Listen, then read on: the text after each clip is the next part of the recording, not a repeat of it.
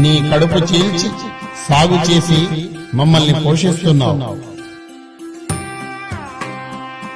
లోకమంతా నిన్ను మట్టి అంటుంది, మేము నిన్ను భూమాత అంటాం. మేము హిందువులం. లోకమంతా వెలుగునిచ్చావు, మా బ్రతుకు దీపమై నిలిచావు. ఇతరులు నిన్ను మండే అగ్నిగోళమన్నారు, మేము నిన్ను సూర్యనారాయణుడు అన్నాం, సూర్య భగవానుడు అన్నాం. మేము హిందువులం. నీ స్పర్శతో బీడు భూములు బంగారు భూములయ్యాయి. నీ చలువతో దాహార్తుల ఆర్తనాదం చల్లారింది. అన్యులు నిన్ను జల ప్రవాహం అన్నారు, మేము నిన్ను నదీమ తల్లి అంటాం.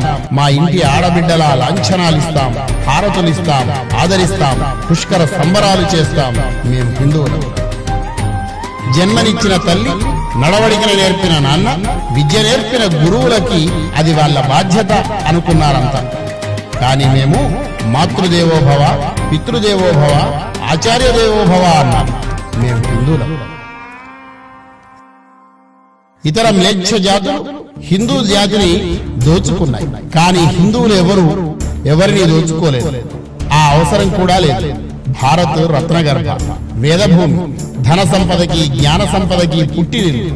అడిగితే భిక్షం పెట్టే వాళ్ళం, పంచి ఇచ్చే ఔదార్యం మాది. మేము హిందువులం. పాశ్చాత్య దేశాలు శివుడు ముక్కుతో చింపిరి బట్టలతో తిరిగినప్పుడే పట్టుబట్టలు కట్టిన చరిత్ర మాది. నాగరికతలో ప్రపంచం కళ్ళు కూడా తెరవకుండా పసికూనగా ఉన్నప్పుడే అంబరాన్ని అంటిన ఘనత మాది. మేము హిందువులం. మహోన్నతమైన సనాతన సంస్కృతికి వారసులం అని తలుచుకున్నప్పుడల్లా మా హృదయం ఉప్పొంగుతుంది, మా కళ్ళల్లో వెలుగొస్తుంది, మా నరాల్లో రక్తం ఉరకలేస్తుంది. ప్రపంచమంతా ప్రతిధ్వనించేలా గర్వంగా గర్జిస్తుంది.